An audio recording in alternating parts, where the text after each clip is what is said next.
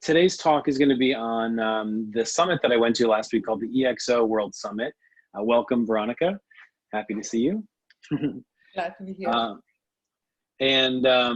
Yeah, so it was a 3-day summit that I went to with leaders from all around the world. There were thousands of attendees, and there were literally presentations happening from about 6 in the morning Pacific time every day, like Wow. for 24 hours for 3 days straight. Like continuous interaction and presentation with this large group of entrepreneurs and innovators and leaders from all these companies and industries and government systems. And the focus was, what are the top challenges that we're facing as a species today, you know, in education and healthcare and economics and government systems, and what are the challenges that we're facing, and what are some of the top like exponential technologies that are literally increasing their performance and their price decreases at an exponential, a geometric rate, that are actually getting faster and faster. So like a key example of that is obviously computer processor power. You know, they have Moore's law, which is like the processor is literally doubling in its speed every year. And then that literally over time becomes exponential because it's just getting faster and faster and faster, cheaper and cheaper and cheaper. And so this really focuses on like the top technologies with the goal of how do we create an abundant society where we don't have problems like poverty, where we don't have problems like illness, where people are more connected, sort of that utopian ideal. And they framed the whole conference around this idea of what kind of future do we want to build? Essentially, how do we want to show up? Who do we want to be in the future? We can either move towards a more of a Mad Max type future where it's like, you know, like everything's broken down and everybody's fighting for gasoline, or we can move towards more of a Star Trek future where everybody's provided for and we're seeking, you know, new insights and ideas and meeting people from all around the universe, right? What kind of future do we want to create? And so this is kind of my attempt to summarize those 3 days where I was involved from about 7 a.m. every day till about midnight every day, and then I would go to sleep again. And there were interactive components. There was like lots of webcams, like interacting with these thousands of entrepreneurs. There was networking. There was breakout sessions where you got to dive deep in with specific people you're interested in, like leaders. It wasn't just like presentations, it was also interaction. And you got to literally be face to face with these leaders and these experts and ask them questions. And then there was actual interactive stuff as well. There was a workshop component where you actually built the future. You used the things that you learned and you created a project with other people, and then you launched something. So it was a really cool, and it was all virtual. None of this was in person. This is all over the internet. Wow. So the course of the week, I really recognized there's about 4 trends happening in the world right now. And I'm going to try to summarize them and simplify them and explain them as much as I can. They're really taking us from sort of a place where we are right now to a really cool looking place in the future that we can take advantage of these trends. We can capitalize on them, utilize them in our own lives, in our personal lives, our professional lives, build businesses and do institutional change using these trends. And then at the end of the presentation, I'm also going to talk about human performance essentials. There were one of the days was focused almost exclusively on how do we boost our own individual human performance, right? How do we have better, happier, more productive lives, more complete, full lives? What are the latest in, you know, flow research, where it's like when you're in the zone? What's the latest research on the brain, and how do we increase the performance of our memory or our health and things like that? So that was a really cool thing. I'm going to cover that at the end. So the first trend is a movement from centralized structures to decentralized structures. Mm-hmm. So a really good example right now is, you know, there's so many people all around the globe who are having to figure out how to educate, you know, their children right now, and institutions like school systems trying to figure out how to get people education when you can't physically go to school systems anymore. That centralized place where you used to go for education, you can no longer go to. So there's a lot of like experimentation and innovation happening right now. Actually, there's a lot of people trying to figure out how to do that. Individual parents and school systems, and at the higher level, you know, state authorities, federal authorities, international bodies are all trying to figure that problem out. And so what's actually happening is you see this trend of decentralization happening in real time, right? I literally can't go to the physical place and send my children there, or to school or to college or anything. That doesn't work right now. So how do I, in a decentralized way, still manage to get education accomplished for myself or my children, right? When we talk Another about, area that, I'm go sorry, ahead. when we talked about decentralization, we're basically referring to education that is not available, like say, for instance, something different to the standard education, going to school or some institution. Is that what we're talking about? So the trend is moving away from like a centralized place where like the place to get education is to go to a school, to go to a university. Okay. And decentralized means I can look up courses on YouTube, I can go to seminars, I can follow Khan Academy, I can have video, channels, I can have one-on-one conversations, I can join a Facebook group, I can buy books, I can get courses, right? I can get coaching. Like these are all decentralized means of getting the same thing done, which is getting an education, learning about whatever you need to learn, right? So that's really, it's like the centralized model is I have to go to a university to get a degree in order to be able to provide value and actually verify that I've got some education. The decentralized model is I went to, seminars over and over and over again, and I learned these skills, and I can now produce the outputs that I need because I got an education. Mm-hmm. Yeah, So they're both getting education, but one is in decentralized way versus like a central place.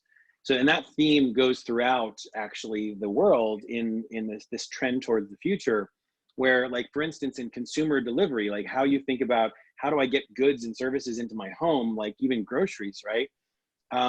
That is going away from centralized places, like with coronavirus, for instance, people are worried, like I don't go to the grocery store ever right now. And I have all of my food delivered through food services, not just through like, there's individual services you can get for like restaurants, but I also get my vegetables and produce and fruit delivered from a food service on a weekly basis. So that's decentralization. It's away from like, I need to go to a grocery store, that's where food happens, right? Food happens in all these places, and I can find different ways to get to it. And so there's a prediction that they had during the seminar that all consumer delivery within the next probably 5 to 10 years is going to be replaced by drone delivery. I think so. so. Instead of having, exactly, right? Instead of having big, 18-wheeler trucks and container shipping and all this stuff, it's all going to be replaced. And one thing that blew my mind was that they predict within 27 months that a set of drones can actually lift an entire shipping container in a little more than 2 years. So think about when you can have a set of portable drones anywhere on the entire planet lift an entire shipping container and move it, you no longer need ports. Right. You don't need a central place where shipping happens, right? You can do shipping anywhere, anytime, as long as you have drones, and you can be the person to create the company, for instance, that, creates the drones or that creates the network of drones that actually does the shipping or whatever, but it goes away from like a one place physical need for one place for it to happen. And more people get empowered through that kind of thing. Another area this is happening in is in manufacturing. So historically, all manufacturing was done in these big, manufacturing plants, right?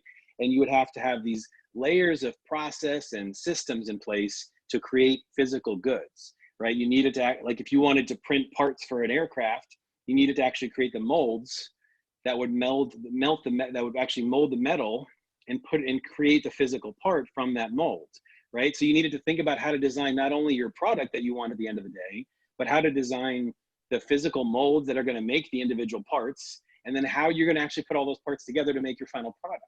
So it was all of this extra design. Nowadays with 3D printing, and they call it digital designing, any person can scale an enterprise within their own home or create a factory or whatever at any place in the entire world, and actually coming to space pretty soon too, literally in outer space.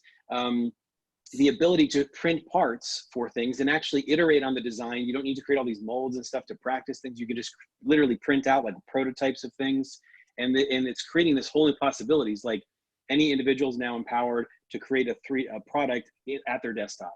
Any individual is now empowered to iterate on design, and they call it generative design, where you're working with the computer. It's human ideas, computers, all these things working in tandem to iterate and create better and better designs. You don't need to scale whole factories to create prototypes anymore. And one example of that, that's two examples of that are really profound. One is that to make a traditional like rocket ship, like a rocket that would go into space, used to take literally months to manufacture. Now you can literally 3D print a rocket in 24 hours. I've seen it. I've seen today in the news that this is, and I'm going to send you the link after, because it was published by the World Forum, and it took 72 hours to bring out Yeah. a yacht. I was A like, rocket. wow. And let me tell you, Yeah. back in 2008, I did my senior design project in engineering school to do organ printing devices. So we did use Matrigel, which was a mimic of a gel, just to basically come up with the layers. It took forever because, you know, it's been more than 12 years ago. But today, to your point, I think this is something that maybe.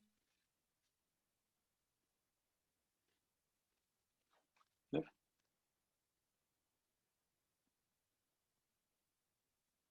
Looks like we lost you.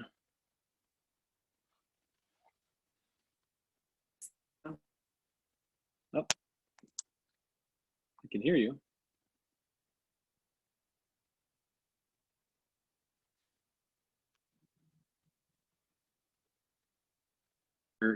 Okay, and we're back. So you're about to say something about the 3D printing?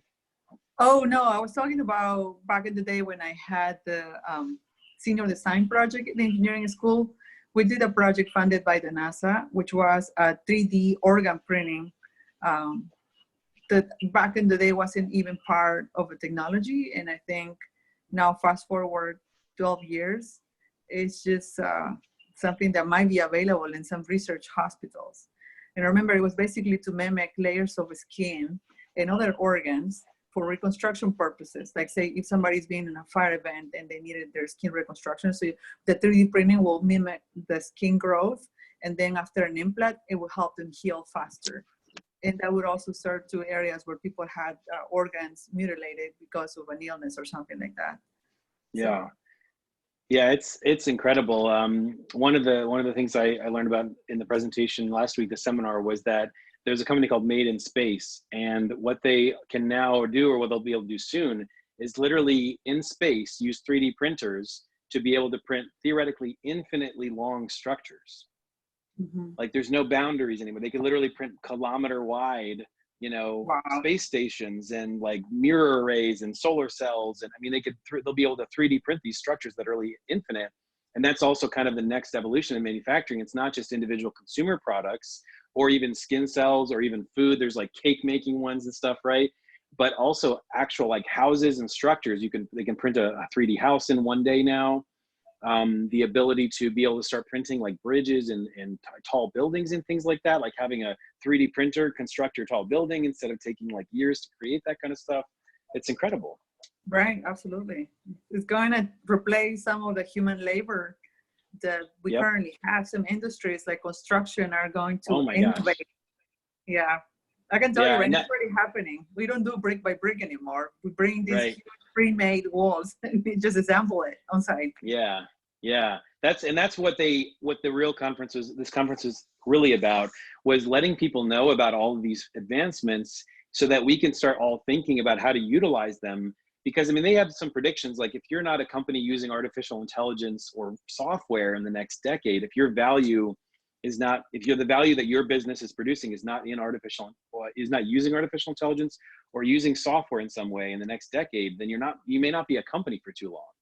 Right. And so like all of these technologies are not just like, you know, some future Star Trek thing 1,000 years from now. It's actually like happening now. And there are people and countries and institutions taking advantage of them, which will disrupt existing industries, and things will not be done the same way anymore. And so, you know, getting ahead of that, you know, skating, as they said, the Gretzky metaphor of skating where the puck is going to be, right? It's not about like, it's not about where the puck is now. Like right now, we know where these things are, but like looking out where the puck is going to on the ice when you're in ice hockey, and trying to skate there ahead of time, like being predictive, right? And so on this theme of decentralization, one of the other major components, and it kind of blew my mind, is using blockchain and cryptocurrencies. So have you heard of much about that, blockchain, cryptocurrencies? Yes, I have my app on my phone. So I know it was very expensive at one point in control, but there are some stores in New York that take cryptocurrency in order to pay for goods. Yeah, Yeah, and just for anybody who's listening afterwards, I'll kind of explain my layman's understanding of blockchain and cryptocurrencies. So blockchain is a technology that's been around for at least 10 or 20 years, I think, but it's now coming more and more into play. And the core of it is that it's basically just an electronic ledger of transactions. And so it's like, you know, I sent Veronica $500, you sent me $25, I sent you $1,000, you know, like it's this just a transaction list. But the transactions are actually in a form such that each one can never be changed. You can never modify it after it's been created. You can't delete it. You can't inject a random one in the middle of the chain. It's a ledger that is continually growing. It's a public system, so everybody has the ability to look at the individual transactions and verify them. And it uses mathematical cryptography, basically math problems that computers are able to constantly solve to continually verify the ledger is valid, is true. And so what that means is when you implement these kinds of blockchain systems on a global scale, you actually have the ability to decentralize a lot of problems because you solve major problems in trust. As long as you've got this technology in play, you can actually have, like I sent you $500, right? If you, in a normal banking system, you tried to hack the system, if you actually went in and hacked like the World Bank system and the central bank system and removed that record from the bank system, I would go in and be like, oh, maybe I didn't send you $500. And you could be like, yeah, you didn't send me $500. Hey, send me $500. And I'd be like, oh, okay, I'll do it. And I just keep sending you money, right? And like, because you keep hacking the system by hacking a central authority and removing and changing that record, right? So with this system, with using blockchain, you actually can't change the record. And if anybody ever tries to mess with it, there are literally multiple copies all around the world. It's decentralized. Like I could have a copy on my computer, you can have a copy on your computer. It's everywhere.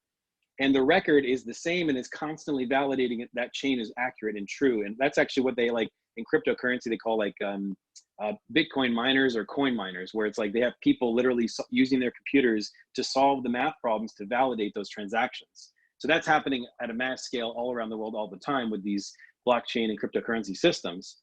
But to come down to like the essential point is really what it does is it uses technology to enable us to solve a major trust problem, which is that I need a third party to validate whether that transaction is valid or not. So if you sent me $500 or I sent you $500, both of us, in order for us to validate that actually happened, we have to go to our bank, and our bank then has to go to like the World Bank, and then there's this trust in the fact that the US dollar means something or that the euro means something, right? So that when I give you a good or a service and you give me money back, I have to trust that the dollar or the euro is actually valuable enough for me to like use in my own transactions, right?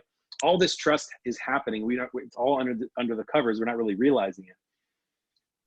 So when you've got this technology, you're literally going to be able to get rid of centralized banking systems. You're going to be able to get rid of retail banking systems. You're going to be able to get rid of identification mechanisms, right? Think of like a passport or your license, right? Your passport or your license is only valid because your government, your centralized authority system says it's valid, right? Like because my state says I'm legal to drive, I can drive. With this cryptographic system in a blockchain system, there are literally places in the world right now beginning to use identification through blockchain systems, not just economics and finances, but actual identification. In Brazil, there's now, I don't know if it's an experiment or if it's government wide, but there's actually an identification form where you can literally prove who you are by having like a certain identification through your blockchain system. Like you pull up your phone, you pull out your identification numbers, you're able to prove that this is you. And there you go, the system proves this is you forever. You don't have to validate somewhere else.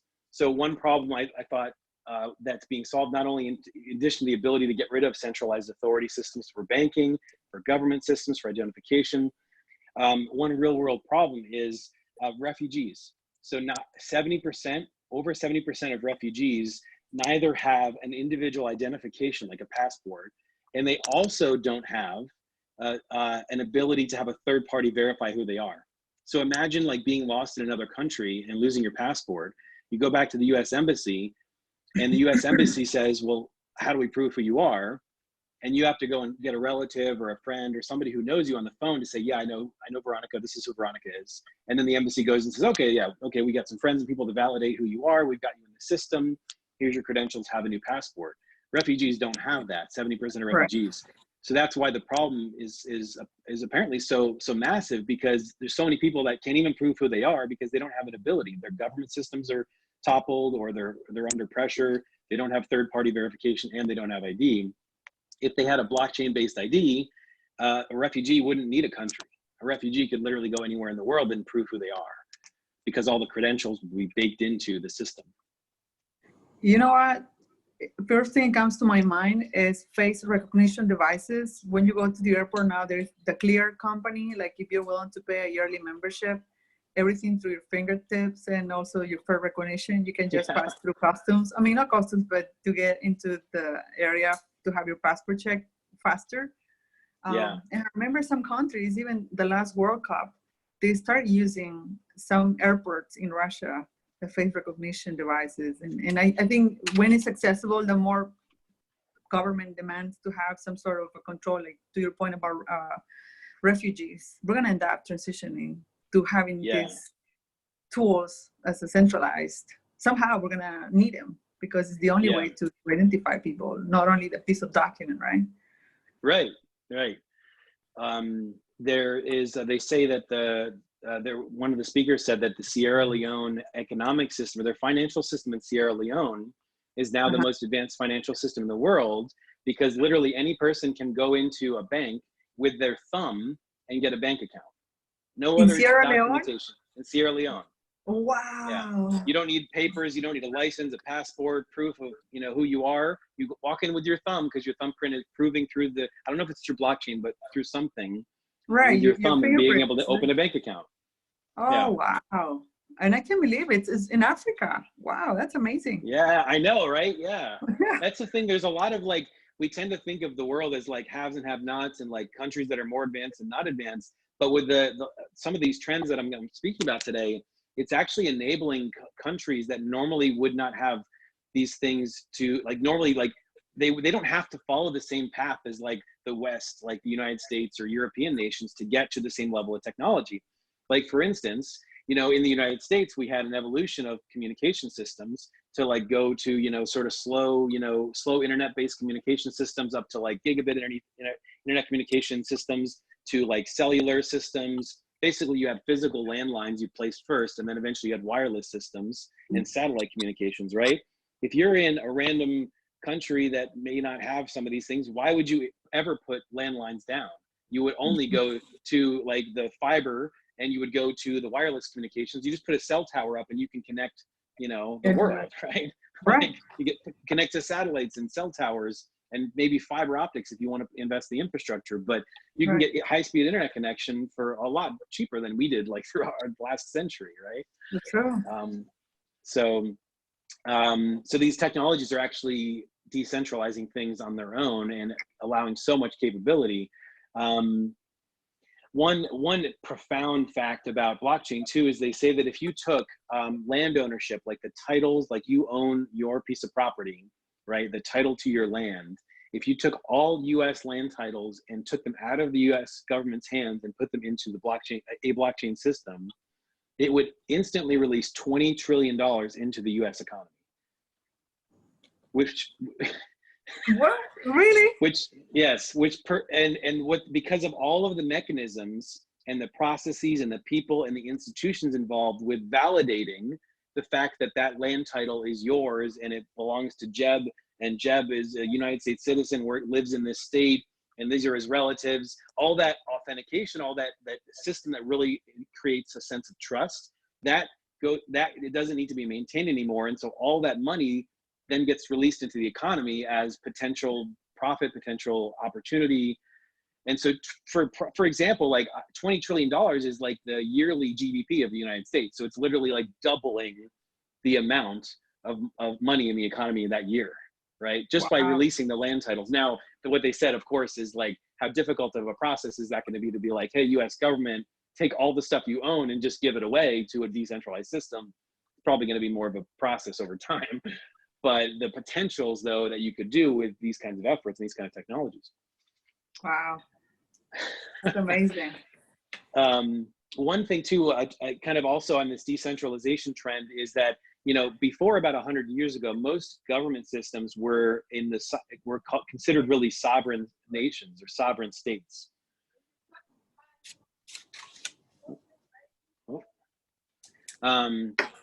So sovereign states, which would mean that they basically had a sovereign, like a monarch, a king or a queen, ruling over a state, which is a locality, like a location, like all of the United States, right? Like a physical place. And about within the last 100 years, that shift has really gone more towards nation states, which is a state still a location, but now it's about a nation, like the government, the people, you know, it becomes about the culture, about the society of the United States or Italy or Spain or UK or whoever. That's actually the sort of the nexuses of power, rather than an individual king and then, you know, his location, his territory, right? But the trend is that's actually more democratizing, because it becomes about like, well, we're going to run our own government, and like we're going to have a democratic republic, and this is the United States, you know. And that's also occurring, that's continuing to evolve to what they are calling city states. And so there's like the ancient concept of like, you know, city state from Athens. And then there are some de facto city states, which are like small countries in the world. They're actually really technically nation states, but they're the size of a city. But nowadays, like a really good example of this is San Francisco. If it was considered its own country, would actually be the 18th biggest economy in the entire world. The city of San Francisco. And so it's literally has a $900 billion economy. And for scale, that is literally bigger than Saudi Arabia and Switzerland's economies. Wow. In one city, all of Saudi Arabia, all of Switzerland, in a single city. Is that their GDP? That's their, yeah, 900 billion GDP. Wow. So a city, right? And it's kind of an interesting concept, right? Because like you think about as a populace, how do we sort of collect together and like live our daily lives, right? And one thing I thought was so profound about the concept of a city state is a city has the potential, now in the modern times, a city has a potential to keep cultural ties and relationships where I feel connected with my community. I have friends and family. I'm working, there's institutions that work for me within the city. They say government actually in a city actually has to work, right? At the federal and state level, it doesn't really have to work because there's enough sort of fudge factor where it's like, if like everybody complains about how poor Congress is, right? But how many people are like demanding Congress work properly, right? If your city doesn't work, it means you don't have trash, it means you don't have local education, it means your roads are falling apart, your bridges aren't working, your hospitals aren't working, like all these systems that are like need to happen for daily life happen at the city level. And so the rise of the city state is the ability with technology in the modern age, like we're doing right now over a Zoom call, or like the seminar was last week.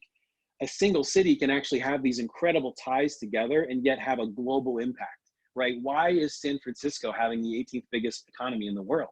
Because they've got Silicon Valley, right? Like exactly, they're doing all this incredible innovation. Silicon Valley, yeah. Yeah. Everything is concentrated over there. And at the same time, the cost of living in that area is up to the roofs. Today, Yep. It's basically for somebody who wants to move in there. I mean, those that have been there before the growth, I think real estate is accessible. But if I want to move over there today, it's kind of impossible to buy a property less than $300,000. And then, but it's also a possibility of decentralization, right? With the ability to make a global impact, right? You could choose to live in a different city or a different location. Like I specifically moved to Portland because it's about 30% cheaper than the city that I was living in Virginia. I moved across the country and I'm paying less here, and I actually have more access because the culture, I believe, is better here. There's more creativity. It's a fun city. It's a weird city. There's technology, right? It's a very well-run city. So it's like, I moved into a better place for my own ideas to gestate and to work and to create, and yet I'm gonna like make money and income and impact the world through technology. So like it's a really profound concept I never thought of, you know, the rise of city states. And so like the prediction was actually that 100 years from now, that you wouldn't really be able to recognize the United States, that it wouldn't be the same country. And there's kind of a negative, like you could think from a patriotic point of view, like, oh, what's going to happen to the country? But I think also in a more positive light, maybe it's not so much that like the United States falls and people are in a worse condition, but maybe that the need for the United States, the need for federal level organizations, right, actually starts deteriorating because you've got the rise of places like city-states and these technologies to connect people and empower people. So you don't need a federal government anymore. You don't need that level of things because people are operating better through city-states. That's true. Yeah, absolutely. Yeah. So I'll go on to the next topic. So that's sort of the first trend, is really this decentralization. So kind of hit that one hard. So the next topic, which is kind of a shorter topic that I have, is demonetization. And so things are getting cheaper and cheaper every year, right? With things like Moore's Law we talked about, and there's other trends that are actually exponential trends as well. Things are getting easier and cheaper. And so some specific examples is within 3 years of today, they're predicting that a $1,000 computer will be able to operate at the speed of a human brain. And so that means like my smartphone here will start getting smarter than me. Right? Like, I'm pretty sure we already have Alexa and Siri. Yeah, you know? Yeah. Well, exactly. On the global scale, like at the supercomputer level, they've already beat, you know, the individual human brain. But it's kind of crazy that the average person in 3 years is going to be able to, you know, duplicate himself, right? Like I have this device in my hand, which is going to become smarter than me, right? And it doesn't mean that there's actually certain capacities that they say are not smarter. It's just the processing speed is the same. So the ability to process information is the same, but putting together pattern recognition. And they said also you can beat the top supercomputer in the world if you have a team of human beings with a specific strategy. Wow. Oh, well, that makes sense. And so the power of teamwork, the power of community, the power of diversity, right? When you bring in those things together, the ability, like we can beat the best supercomputer in the world if we're like all focused on one goal. Like we got to get this down the 100-yard line, right? And so then they also, of course, then the next level is like, well, then how do you have a bunch of computers working together with a specific strategy, right? Like, and it just escalates. But the possibilities that any person in the world can hold a specific device in their pocket just as you know, fast, as smart as them in terms of their, you know, raw processing speed. By 2030, a $1,000 computer will have the processing power of every human on the planet in 10 years. Wow. All 8 billion of us in a iPhone. Okay, say that again slowly for me to digest. Within 10 years, a single like iPhone costing device, a $1,000 device, will have the same processing speed as all of humanity. Really? The entirety of the human race's computing power in your hand in 10 years. Wow. In every single person, all 8 billion of us, or a lot of us, not all 8 billion, you know, a couple billion of us, and eventually all 8 billion will have that capacity because of demonetization, because things are cheaper. That's $1,000, right? In 10 years, I mean, just the power that we have at our disposal. And machine learning, right? So have you heard about machine learning? Yes. Yes. So the ability, for anybody who doesn't know, the ability to basically program a computer with just the basic rules, or you can insert some data, some test data if you want as well. But you could program the rules of, let's say, the chess game, and then let it play and learn iteratively through actually interacting with like another person or another computer system, and it gets better and smarter and smarter and smarter. And so the capacity of machine learning today is that machine learning has now beat the best chess player in the world from start. I just learned the rules, I'm a computer system, to within 4 hours beating the best human player in the world in chess. And in Go, which is a popular game as well, in Go, the machine learning has now beat the best Go player in 3 hours from learning the rules. Like, I'm a toddler, you just taught me how Go worked. 3 hours later, I'm beating the best person in the world. Wow. Yeah. So that's demonetization. I could probably think of some other examples as well, but things are just cheaper and cheaper. I mean, the power in your own hands is crazy, the ability to do things. Yeah, some things that comes to my mind is the availability of data. You know, like back in the day, you have companies gathering data for example, best place to live, or what consumers are looking for, just to understand the consumer's behavior. And now you have free tools through Google or other entities, where you can just pull the data and see what's the preference. Like even when you go to Google and place the question, there is And then they just get all that information and then start averaging globally how many people ask the same question. Things Yeah. like that through machine learning, which also benefit the businesses if people knows how to apply, right, this data. Yeah. There's a set of data, I forgot the website, but I could look it up if anybody responds or if you're interested, about all the coronavirus data. So there's a tremendous amount of coronavirus data from around the world. And so there's organizations like Dream Tank is literally an organization founded by kids. Like, you have to be under 25 to actually be part of this. And they just started, I think last week, I think at the summit is when they launched this, a 3-week hackathon. They're trying to build the largest hackathon ever. They're trying to get to 1 million people of children below 25 to solve coronavirus specific challenges in the world today within 3 weeks. And so the goal is they're giving people up to $75,000 in prizes for like the best solutions, the best ideas that come out of it. But it's crazy that like they're literally the host of who's doing this effort is 13 years old, right? What?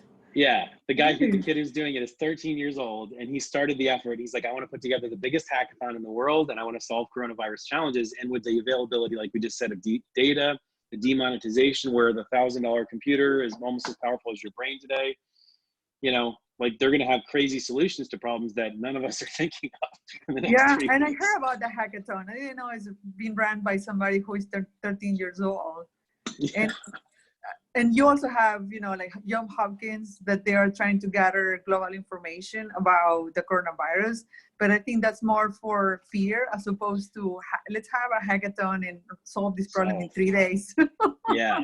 This is brilliant. There was a good, one of the themes that I'm kind of getting ahead a little bit myself, but one of the themes that there was a representative from Nissan online, and they said, you know, dealing with the coronavirus times, you know, they've had to pivot. Every company's had to find a way to pivot and shift their company to, and they said that the phrase was, we have to solve, not sell. In other words, we have to solve the problems that our customers are facing, our clients are facing, not sell them, not trying to sell them some new product or some solution, but actually solve their problems. And it's kind of cool that that's like such a focus right now. That's pretty awesome. Yeah, absolutely. Focusing on serving as opposed to benefiting from it, right? Yeah. Like Nissan is they said they shifted overnight to start focusing on service. You know, how do we keep our Nissan vehicle owners happy? How do we keep their vehicles working properly through this? How do we, you know, give them extra value? How do we, you know, like, what are the real problems that these, you know, the owners are actually facing? So as opposed to trying to sell more cars. Nice. So the next trend, the third trend is basically a shift in healthcare from a sick care system, which is very evident by how the world is, the United States especially, but also the world is responding to the coronavirus challenge, right? It's that the most of the time when you interface with the medical system in the United States and in also most of the world, you interface with it when you're sick, right? Like you wait until I have a rash, you wait until you have a heart palpitation, or you have some pain in your body, or you get a heart attack, right? Like that's when you go and interact with the medical system. So it's not about healthcare, it's about sick care. It's about what do you do when you're sick? And then occasionally they'll check on your blood pressure and all that stuff once a year, but they're not doing much with it, right? They're just saying, yeah, we're checking on you, and maybe there's something, they catch something then, but it's usually after the fact, right? It's usually after you've built a pattern of poor health for a couple of years that you're not even noticing, right? So the opportunity is that we're shifting from sick care to actual like continuous prospective, proactive healthcare. So continuous in that we're going to continually be able to continually monitor health. Prospective, because we're continually monitoring your individual health, we can now actually be able to prospectively say, you might run into this problem in the next month or the next year or the next 3 years if you keep down this chain of habits and actions. And we can help you, empower you to be proactive so that you can actually take actions ahead of things. Instead of getting your heart attack, the first sign of most people getting heart disease is a heart attack and they die. Instead of having that happen, you start noticing conditions in your heart, in your blood, in your body, in your energy, and you're measuring them with specific cheap demonetized technology, and you're able to take action before you get to that point.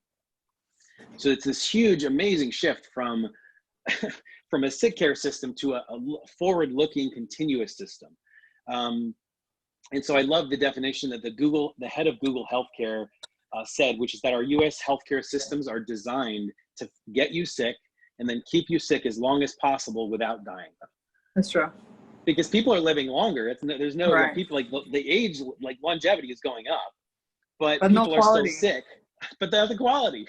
Right. And by the So, way, I would yeah. throw your previous seminar, the one from last week, it's basically covering all the benefits to boost the immune system and things that we should be doing.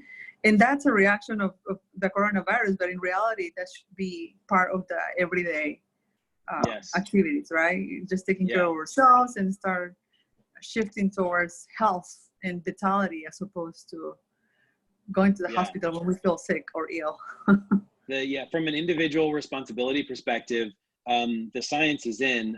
Your genes don't, for the most part, dictate your health. It's how you act. It's the steps that you're doing. It's called whole science called epigenetics. So it's how you're activating your genes. Just because you're predisposed to have heart disease, cancer, diabetes, etc., doesn't mean you're ever going to get it. If you're acting it healthfully and you're doing as much as you can, it's helpful to know those things, to know about your genes, because it's going to be a little bit of a pressure against you. But I think it's like a 30-70 split or a 20-80 split in terms of like very little is dependent upon the actual genes. Most of it is about the actions we take every day. Awesome. So the shift, in order to help make that shift happen, what needs to happen is we need to go from what they call the quantified self, which is like biohackers and geeks like me who are like buying the gadgets to like learn about the data, like how's my sleep, how's my heart rate, how's my brain, how is my muscle performance, how am I recovering? Like there's the biohackers and the geeks, and also this is getting more and more out there with like fitness bands and Fitbits and Apple Watches and things like that, like the ability to monitor, with an Apple Watch, like your heart rate and things like that. There needs to be a shift from a quantified self to the quantified health, which means that as an entire healthcare system, we need to start using technologies that we have available, but at a broad enough scale and creating processes and systems so that we can take advantage of that. And this is all about providing continuous care. Rather than the idea of going to see your doctor once a year, you're continuously monitoring grandpa's health, heart condition with a watch that can give you ECGs and EKGs every time it wants to. And ahead of time, you can be like, I think grandpa is not doing so well. His breathing rate's a little bit off.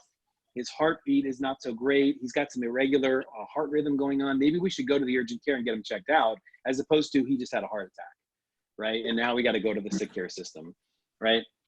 And so the ability to have these cheap, this is an Apple Watch, it's not really showing up, but there we go, Apple Watch. And so the ability, like I can take a pretty good quality, nice, a pretty good quality continuous monitoring of my my heart rhythms through this device. I used to have a ring that could detect my sleep patterns and actually precisely to detect my heart rate variability, as well as my individual heart rate and my REM sleep, my deep sleep, etc. All that data can be put to use in the broader healthcare system if society as a whole is able to put in to use these technologies, which, like I said, are now getting demonetized and decentralized, right? So the level of technologies today, for anybody who's listening and doesn't know, I'm sure, it sounds like Veronica, you got the Apple Watch, so you got, some of these cool technologies like I do. But there are now so many different types of wearables that you can get, not just like Apple Watches, but I love the doctor, he described it as like wearables, underwearables, breathables, smellables, hearables, shockables. This is actually a shockable. This is a Halo Sport headset, which actually gives me 10% better physical performance. Like when I go for a run or when I strength train or when I learn guitar, it literally gives me 10% better performance and learning capacity by putting electricity into my motor cortex through these little knobs here for 20 minutes. I put it on my head like a headset. Wow. And for 20 minutes, and it literally shocks my brain, not like I'm like, not high, but like a little bit, I can barely sense it. It puts electricity into my motor cortex, and I get, for the next hour, 20% more or 10% more capacity to learn physical movements. So like dancing, guitar, exercise, strength training, any of that to get better performance. Awesome. Yeah. And it's a couple $100. It's called the Halo Sport. Okay. Halo Sport. Yeah. And what it's taking advantage of is what they call neuroplasticity. which means that your brain gets into these states, and it gets a little bit, worse as you get older, but it's still there, where you can actually reprogram your brain and make it like learn faster. So when you put electricity into the motor cortex for 20 minutes of the right kind of voltages, all that kind of stuff, you can actually increase your performance for the next hour and have the ability to learn more rapidly.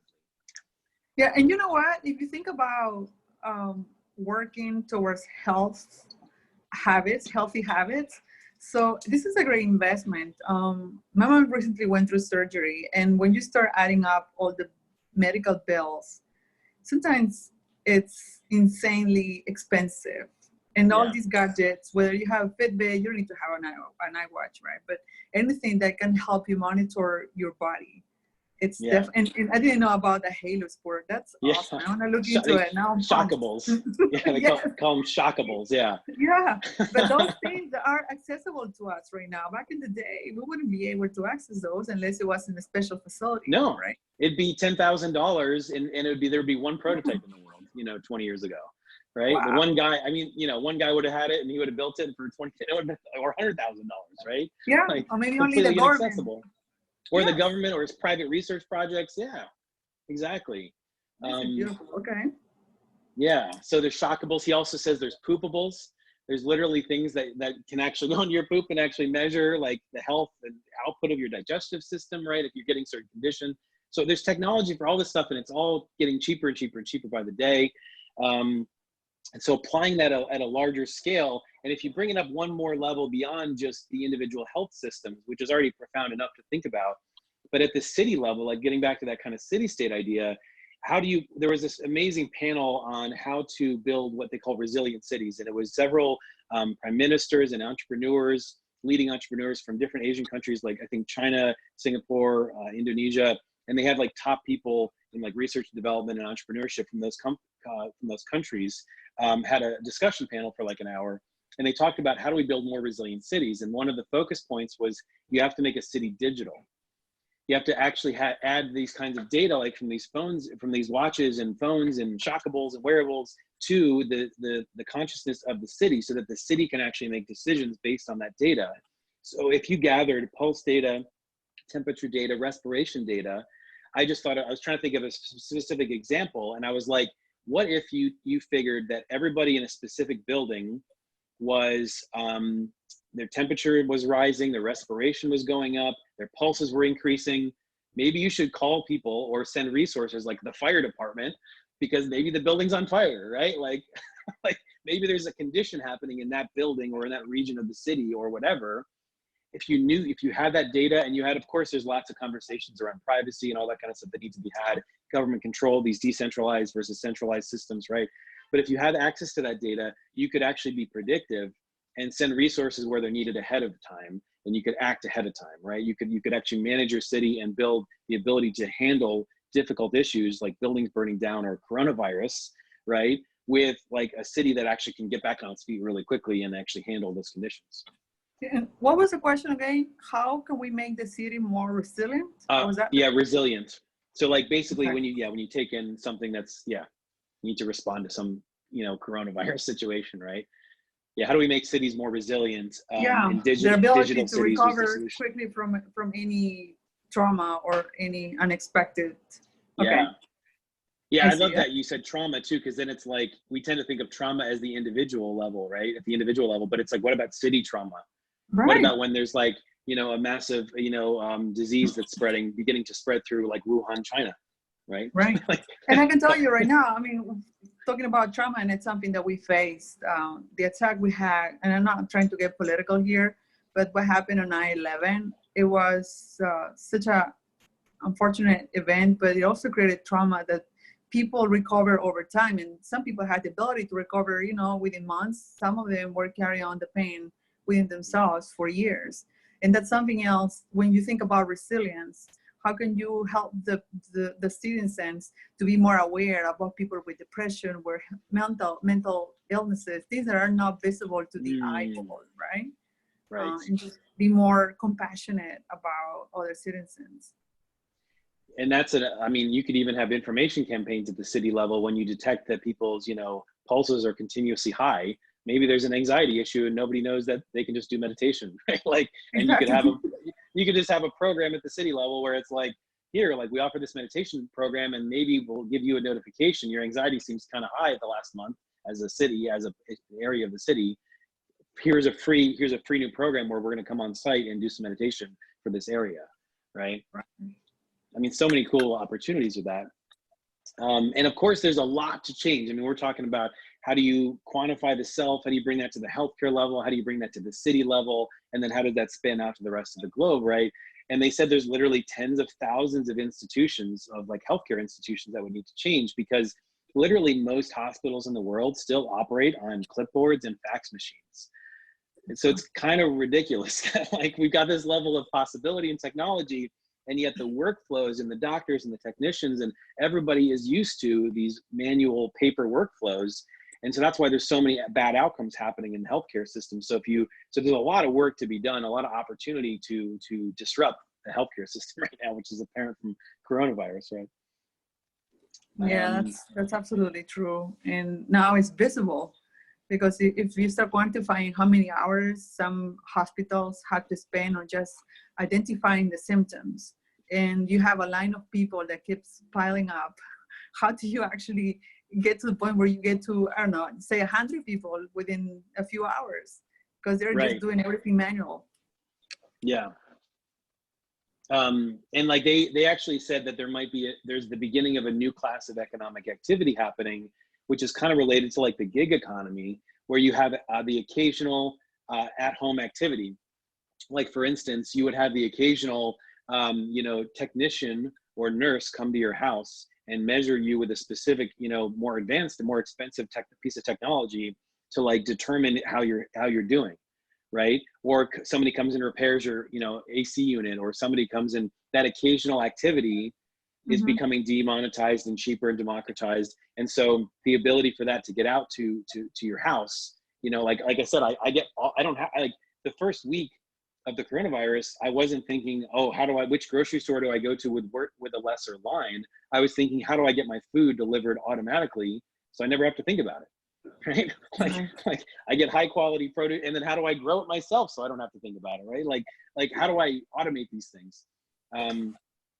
So awesome. Okay. So where is the fourth trend? The fourth trend. I hope I didn't miss anything.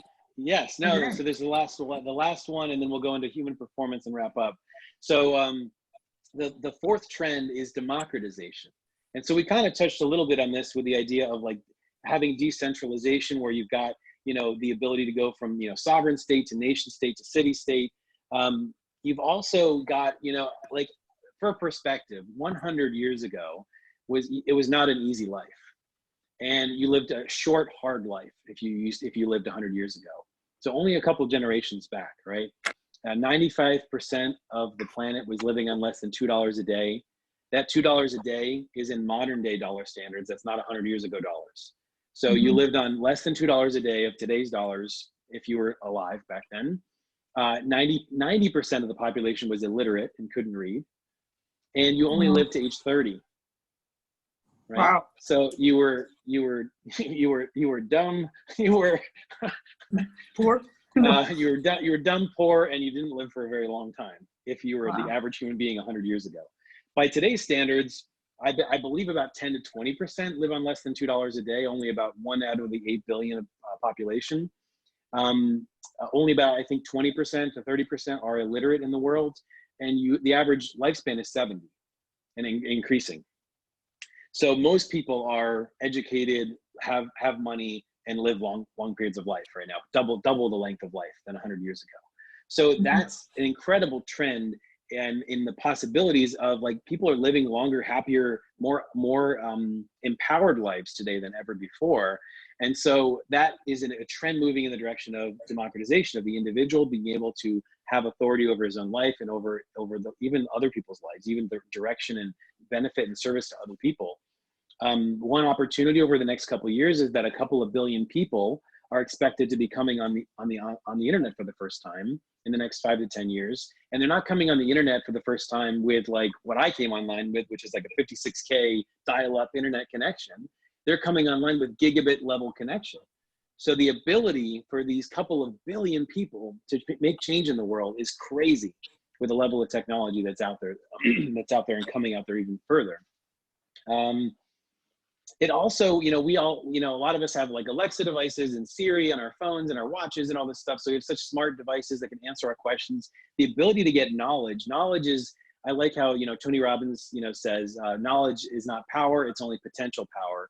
And he says execution is power. Right. Execution, action, yeah. And so I would question then, where does execution come from? What makes you act? And I think one of the fundamentals is questions. Having different questions are going to change the actions that you're taking. Or you're going to change your habits. They're going to change what you're doing. So the power now is not about what knowledge you have. It is about how you're executing, but it's also about what kind of questions you're asking, where you're putting your focus, right? So having better questions, thinking better, which is where the next section about human performance is going to be so powerful. So if you're watching the webinar, if you're watching the recording, hang on to the end, because that's going to be a really powerful segment. There's some incredible teachers on that I heard last week. So asking better questions. How do we ask better questions? How do we have better conversations? How do we have more diversity in our conversations of ideas and people? And so, I love this one thing that was emphasized, which is diversity is being able to come to the dance. So if you think about, diversity of peoples, diversity of ideas, diversity of ways of life, right? Diversity means you're able to actually get in the door and be at the dance, and you're actually able to be there. The next level up though, so diversity for individuality would be like, I get exposed to ideas, like you're watching a webinar right now, you're learning about some different things that you may have thought of before. The next level up is inclusion. Inclusion means you're able to actually participate. You're going to be able to dance at the dance. So you're including those ideas in your own thought processes. You're including those different kinds of people, different kinds of perspectives in your interactions, right? And you're actually changing the questions you're asking because of that. You're actually using diversity rather than just exposing yourself to it. And then the next level up, the best level, is belonging, which means you're able to change the music of the dance. So when you bring an idea into yourself and it actually becomes part of you, when you interact with people who are so different from you that you may even argue with them, right? That have very different ways of life than you, it actually can have an effect of belonging, where like you make people's voices heard, you make other ideas and diversity actually become real, right? So I love that process of like diversity to inclusion to belonging.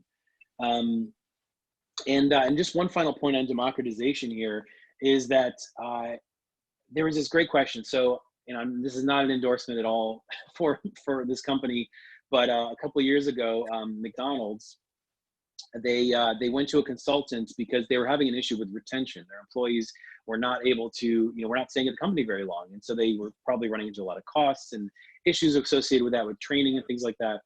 So like, how do we hang on to our employees?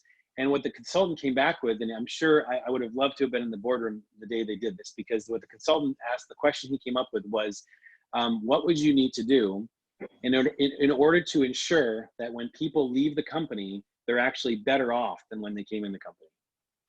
And I would have loved to have been there, because I'm sure the first board member was like, yeah, but we don't want people to leave the company. And it's like, no, that's not the point. The point Right. that is, if you answer this question on a regular basis within your company, you're going to create such a better culture that people are never going to want to leave. Right. Because you're focusing your energy as a company on how do we guarantee, or how do we ensure that when people leave our company, they're actually better human beings. You know Right? what? Somehow, yeah, they will be, with that question being asked back and forth at the management level, they will create a psychological contract, and Right. employees will want to stay there. Oh, that's brilliant. Yeah, and McDonald's implemented that, and their employees stayed. Like their retention went through the roof. So like when they actually answer that question, like we're actually going to create better human beings out of this. Like, and that's like such a pivotal question I find in the coronavirus times right now, is like, how do I want to come out of this? Who do I want to be on the other side of this? Right. And as an organization, how does my company want to come out of this? How do I want my government to come out of this, or my nation or my city? Right. Like how do I want all of this? Like, what's my vision for where things should go? And how do I make that a reality? And who do we want to be? It's amazing because a vision, even in the relationship, any relationship or the job that we are looking for, right? Or dream job. What is the vision that we have in order to hit that, or culture for ourselves? Yeah. Especially Really. focus on who, because that gets to, you know, Tony Robbins says the strongest force in the human personality is your identity, right? How you define yourself, what you, when you write the words on a piece of paper, I am, who are you, right? Like how you define yourself, what are your beliefs about who you are, that influences everything, your entire life, right? So when you actually question that, when you investigate that, when you change that, it changes everything. Change your primary question, change your life. Exactly. Tony Robbins, by the way. Those that Tony follow. Robbins. Yeah, Tony Robbins. So in the, do you have any, before I go into the human performance stuff, do you have any questions on these? I mean, there's a lot of amazing trends: decentralization, demonetization, continuous perspective, proactive healthcare, and democratization. No, I think these are great. This is a great outlook of life and where we're heading, right? From the technological point of view, we talked about health, which if we have technology, but we are not healthy, what good does it do to us? And just be mindful about, like when you talked about democratization, the life expectancy from 30 years to now people living over 100 in some countries based on their quality of life, right? And they just give us a lesson for all of us that we sometimes think we are eternal. Yeah, they had a good frame for that, which is a good paradigm shift for age, which is that 100 should become the new 60. Yeah, I can think so. And I was reading to Deepak Chopra, and he was saying there are 3 ages. There is the chronological age, there is the psychological age, and there's the physical age. What drives is your psychological. And that's what basically keeps you young and glowing for those that want to stay without wrinkles like me. Yeah. That's such a beautiful illustration too of the 2 different paths of like, you can use technology to enhance your longevity and to physically make your human body, you know, continue to work. But are you vital? Are you excited? Are you happy and joyful? Do you want to contribute to your community? Do you want to build a better relationship? Do you want to create a new vision in the world, right? That's the stuff that's going to light you up and make you want to live to be 100 or 200 or 300, right? Like that's the stuff that's actually going to make it valuable, or make you live to be 50 and live an amazing life, right? Like it doesn't matter. The technology is extending the time, but not necessarily quality. Absolutely. No, I think we had a great discussion, great conversation, and I learned a lot, man. I have a lot of notes. That's awesome. So the last section is flow and human performance essentials. And so they had about half a day where they focused on not just how do we make our institutions better, how do we make our education systems, economic systems, finances, all these, how do we improve all these institutions? How do we make the environment, how do we help the world change in a better direction? But how do we actually focus on our individual, you know, human lives? How do we feel a sense of flow or feeling in the zone more consistently, right? Like where we're not only more productive, we're creating something, we're joyful, we're pointed in that direction of focus. And how do we just have better, you know, better health and better performance in everything that we do? So this one phrase just hit me of the success of any intervention depends upon the internal condition of the intervener. So in other words, the quality or the condition of my life impacts and actually directly creates the level of success that I have and the ability to benefit you or anybody who listens to this call in the recording, right? If I'm in disarray, if I'm anxious, if I'm unhealthy, if I have some condition I'm dealing with, if I have an emotional trauma or a relationship issue or a financial issue, that influences whether I'm going to be successful or not in my ability to actually benefit other people, or to create good output for the company I work for, or to create a good company, or to change these institutions that we're talking about. And so that scales too. That's at the individual level. I believe that principle also falls at every other level. Like if you're a government, United States government, if you're a government trying to contain and manage a healthcare situation of the coronavirus, and your internal systems are not functioning well, where Congress is debating about itself, and the healthcare system can't handle the number of beds and ventilators that are needed, then we're going to have 1 million cases of coronavirus in the United States, right? We're going to have all these deaths because the system, the internal fundamentals, the internal condition of the United States cannot handle the intervention that is necessary to manage the situation of coronavirus, right? Wow. So it scales at every level. The individual, the companies operate like that, the institutions, the governments, right? Which is also, it goes back to this point of like why we want to work on ourselves and why we want to work on our institutions and our country and everything. It's so fundamental. Do we want better outcomes? Do we want a healthcare system instead of a sick care system? Do we want an education system that is diverse and that is actually creating a sense of belonging for every person and every diverse kind of idea that's out there? Or do we want a system where people are uneducated and we're going backwards, right? Where people don't have creativity, they don't have interest in what they're doing.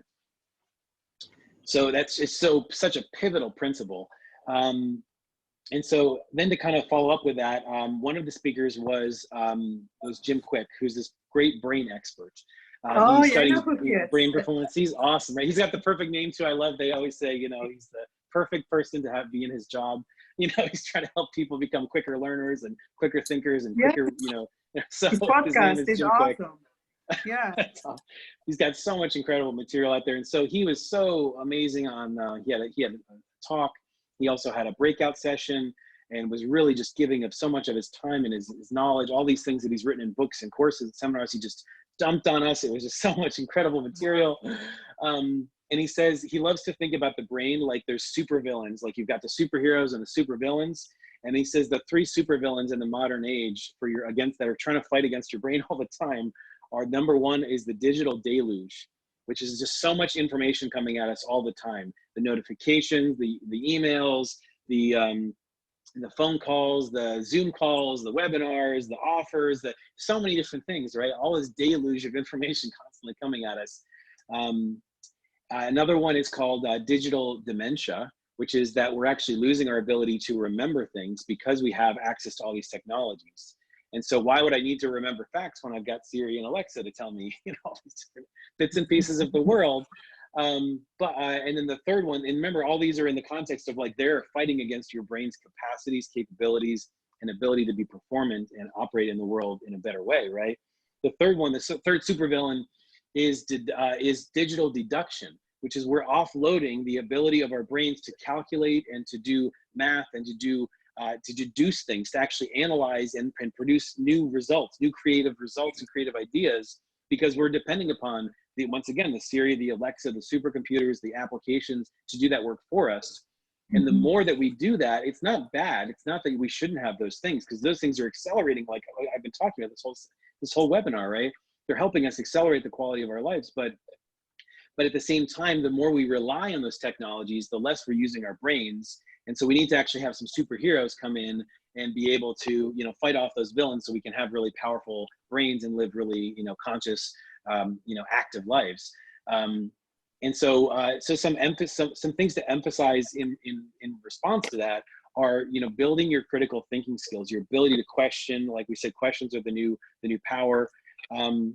Building your ability to have study skills, building your ability to read better, to read deeper, to read faster, and learning about things like exponential technologies, having a diverse set of opinions around you all the time, and continual learning. Those are all going to help fight off some of those issues. Any questions so far? No, I think that's really cool. And when you talked about the digital data dimension and the deduction, well, I can feel that overwhelmed sometimes, because it's like, sometimes when I work, I have an internal messenger and I have an email and I have a text message. And when everything goes at once and I'm doing some analysis, it just throws my creativity or whatever I'm doing. It just, off the window, and I have to start all over. And then I realize that I'm more exhausted, mentally exhausted, and I feel that I haven't accomplished anything. Yeah. And just to be able to decompress, that's why meditation helps me out. But now having these three, items, identify dementia. That's yes, I know. I didn't really, because it's like sometimes we don't have the right mindset to even take action, right? To like think about problems that are actually we're facing. And it's like, I'm not remembering things. Like I haven't thought about phone numbers in years. I haven't thought about when's the last time I've done long division, right? And multiplication tables and fractions, right? Like that stuff changes your brain. It helps you be creative. And it's not just Right. like creative about doing math problems. It's creative about anything. It's, you're able to use like systematic, like like right brain type thinking with like creative, expansive, you know, crazy idea, left brain type thinking, right? It's like you're combining the whole power of the brain, right? So you want to constantly improve those skills and improve that capacity. So one technique to do that, and you and I have learned this through Tony Robbins, is I love the phrase from Jim Quick though. He says, as your body moves, your brain grooves. Oh, I like that. And so I like thinking about that in two ways. One is that, you know, your brain loves it, right? Your brain is grooving. It's enjoying it. It's feeling it. It's happy. It's lighting up. It's creating new connections. It's creating better memories, etc.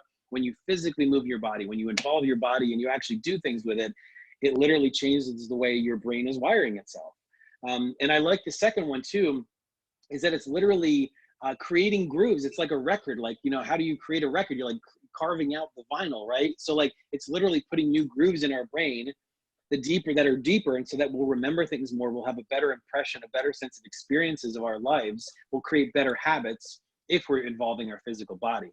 So basically the brain and the body are not separate things. It's not some thought bubble in a, you know, in a tank somewhere doing your thinking. It's your brain. Like your brain and your body are connected. So moving your body at the same time as you're trying to think, like you and I know this also through Tony Robbins events. He emphasizes a lot of movement. Right. You know, energy and motion equals emotion. So the ability to move your body, you're going to remember things better. You're going to be able to create better habits. Yes, movement, jumping. Do you have your Jumping. trampoline by chance? I have it right back here. Yeah. So yeah, and I'm standing up. I'm at a standing desk right now, so that's creating some movement for me as well. I attended another seminar I went to last week. I attended, and I spent almost the entire day on the trampoline, constantly moving the whole time. So to increase That's my the motion. only way. By the way, I got my Yeah. standing table.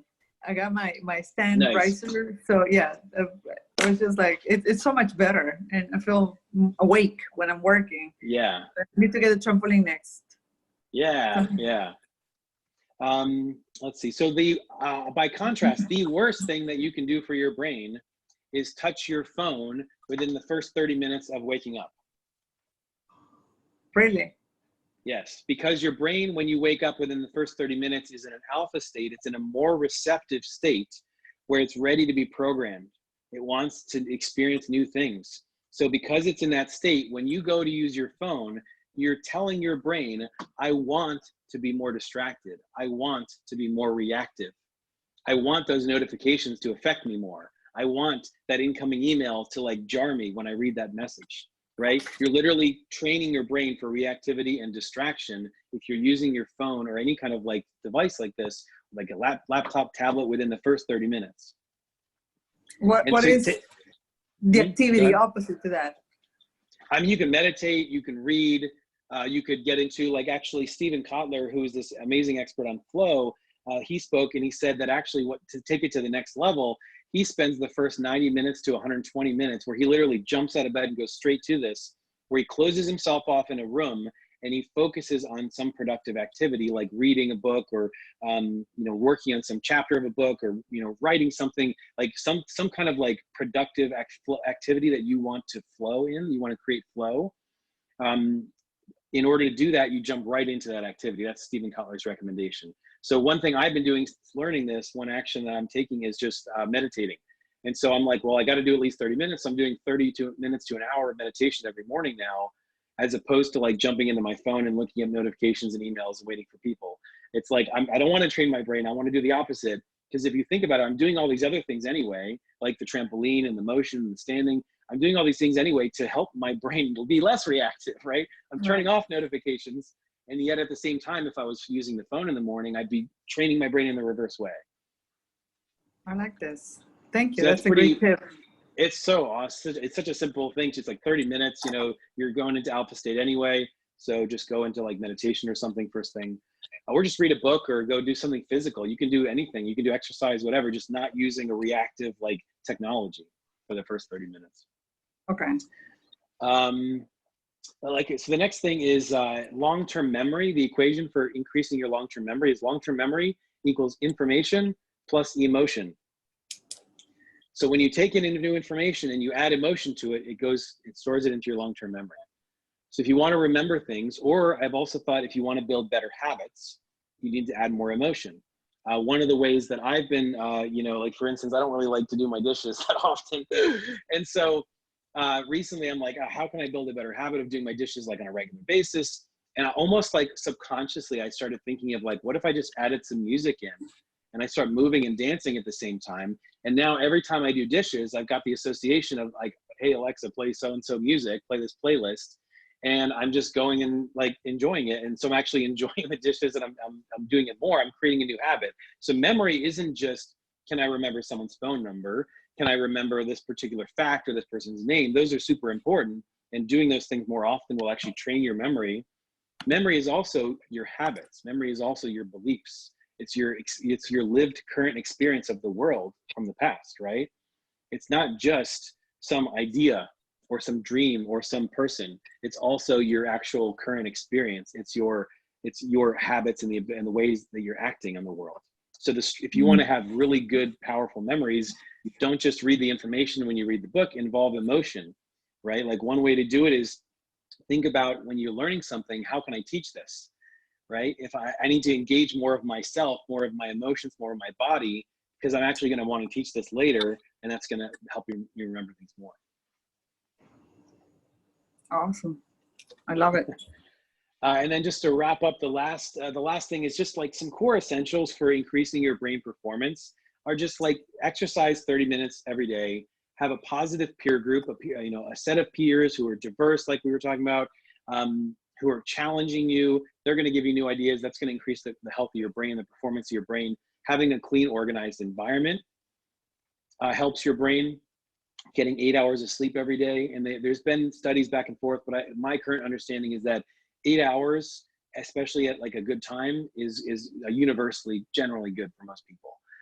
Getting 7 hours, they say you're like so many % less effective actually if you get 7 hours versus 8 hours. Physically protecting your brain, like not having in-brain injuries, actually wearing a helmet, that kind of stuff. Doing new learning regularly. And so like going to this webinar kind of thing, like picking up new information that challenges your brain is going to increase your brain performance. Some kind of stress management, like meditation. And then, Jim Quick, when he was going over this, also doubled down on sleep. He says, sleep isn't just important so that we can have a recovered body and a recovered mind. It's also the only place that we dream. And so like, for example, Paul McCartney dreamt the song Yesterday. That's where he came up with the idea for Yesterday. And the same thing for the periodic table of the elements in chemistry. That came from somebody's dream. It wasn't just a research or an experiment. Like we think of it as this perfect system of organization of how chemistry works. That came from somebody's dream. Right? Did you ever solve a problem in your sleep? Because I've done it. I remember when I was in school, I would have, for example, a problem in my thermodynamics course, and I would just go to sleep, and in the morning, I would know what to do. I was like, did I actually rest? But I think it happens, you're doing stuff while you're sleeping. The body's still working. There's concepts like within like meditation, like transcendental meditation, of like part of it is you kind of like experience this like opening where you don't imply any kind of thinking on it, any kind of intention, and you let information come in. And that's kind of a similar like receptive state that sleep offers. And so insights can come in when you're open, when you're not actively doing things. And that's the cool thing. The subconscious comes alive. The dreams can create new solutions to problems. You can have those eureka moments when you're actually allowing rather than just trying to create intention. That's awesome. Let's see. So one big thing is that, Stephen Kotler focused a lot of these things are really about not only creating a better brain health, but also creating a better ability to be into flow states where you're productive and creating what you want, and you're feeling you're engaged, you loss of time, you're creating some amazing output in a short period of time. But to realize that as achievers, we tend to think that we need to optimize everything to do all productivity all the time, and we just need to create output. But the thing about flow is that flow has a down cycle. It needs recovery. So it's not just that there's flow all the time, no matter, you do all these things and you're going to be flowing 24 hours a day. There's always a cycle where there's a down cycle and flow. Like I went to the seminar last week and I was like lit up like crazy for 3 days straight, getting like 4 or 5 hours of sleep, not following some of these guidelines. And I'm still kind of recovering from it. Like there was so much information, so much interaction. The last day and the last hour and a half, I did about 15 3-minute networking sessions back to back. And I just network. Someone from South Africa, from China, from Japan, from England, from France, from California, just within 3 minutes. And I just did that in a row. And so I was like in flow for like 3 days. And now I'm still like a week later, like, I got to recover. Like I got to let my body and brain, like let all this information simmer and come down and, and rest and recover. So it's such an important concept that it's both sides of the equation. And one little tidbit too, just to increase your brain health, in addition to like just eating, eating healthy food is obviously one of the big, what's healthy for your body is also healthy for your brain. But specifically, if you want some foods that can increase your brain health, avocado is really good. Blueberry is really good.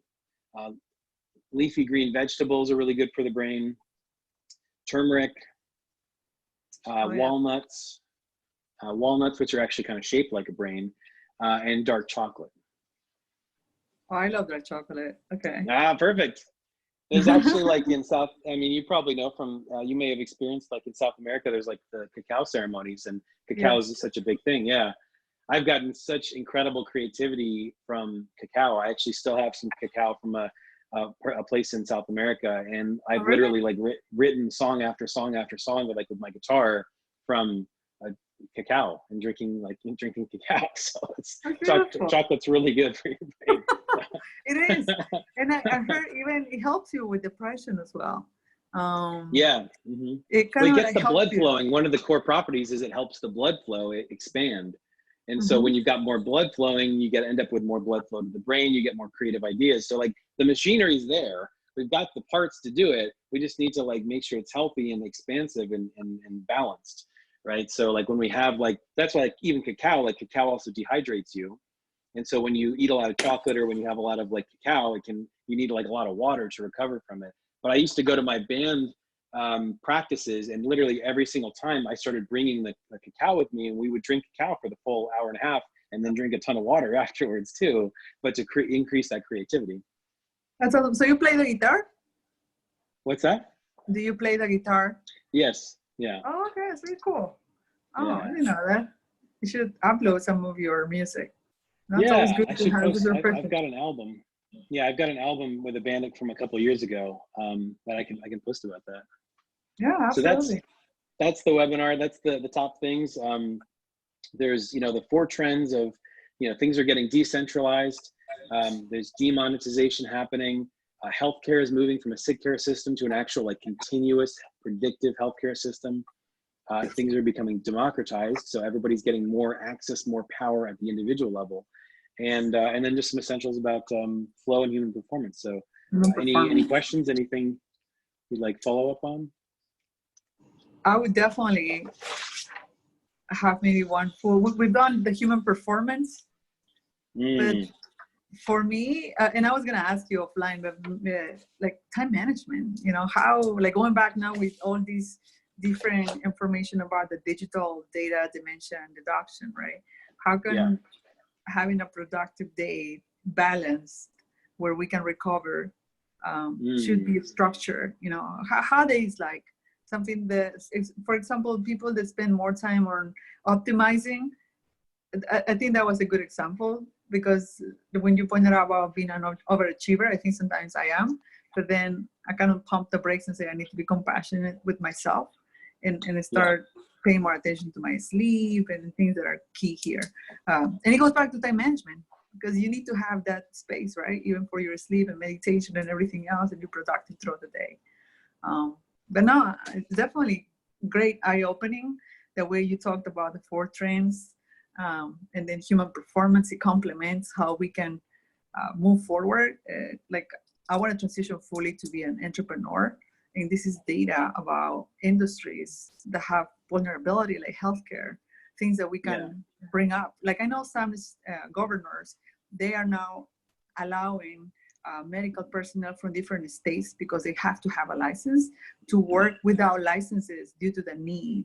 And now, can they really, ramp up in a hospital space to have more trained personnel to handle COVID cases?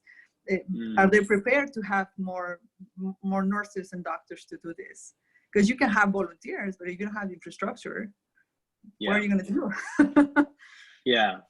And it's fascinating because until this conference, I would have probably framed and thought of the coronavirus situation in a very different perspective from healthcare, because I would have thought of it as this like, you know, big thing that just suddenly happened and like took over the world, and you know, all these capacities are at risk. And then now I'm like, oh well, that was happening for decades. Like this wasn't built overnight. It wasn't like some virus hit and everybody suddenly like didn't have enough beds or ventilators and suddenly everybody's getting sick. It's like the health conditions are happening because people already had immune issues, or were prone to them because they were older and in more fragile health. And the systems didn't have the capacities to handle the issue. And it wasn't even just that the systems didn't have capacities, the systems weren't forward thinking. They weren't continuously monitoring the health of patients. You know, like I mean, how many people's lives probably could have been saved if basic things like respiration and temperature and pulse had been checked at a city level, like we talked about, right? Like how many resources could we have redirected better at the, you know, the different branches of government if we had known that stuff before people actually were calling on the phone saying, I've got this deep cough and a fever, I might have coronavirus, right? Before even the ability to test specifically for the virus. One of the things I don't think I really talked much about, because I don't know a whole lot about it, but is biotechnology. They really covered in this conference as well. The fact is that the ability to sequence or read the human genome, or anybody's human genome, from like, let's say skin cells, the ability to process that is now growing faster than Moore's law. So Moore's law, doubling processor speed every year, this is doubling like 3 or 4 times a year.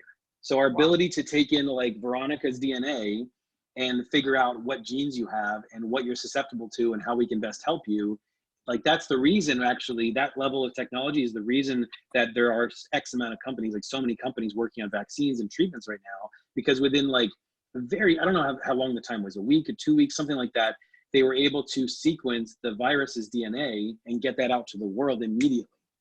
Oh, really? Right? Yeah, like that was one of the actual the DNA for the virus was known within like December or January. Oh, okay. So like the actual knowledge of what the virus looks like at the genetic level happened like that, because we have this capacity now to be able to read the genes so quickly. Wow. And then the other side of that in biotechnology is that we can also write genes like computer code now. They actually literally can create new genes and splice them into like, let's say offspring and things like that. So you can actually change the genes of your children. In vitro process? Yeah, they're the first in China in it's actually like the guy said this is a future trend. He's like, but this has already happened. In 2018 in China, the first twins ever were born without the ability to get HIV. Oh wow. They took the gene out from their parents. So it's now they have I don't know if it's without the ability, but they have a very, very unlikely to get it because they don't have the gene for it, for receptivity. That's amazing. That's one of the benefits of being ahead of biotechnology, and being able to solve the problems before it's too late, right? Like saving a child's life. Yeah.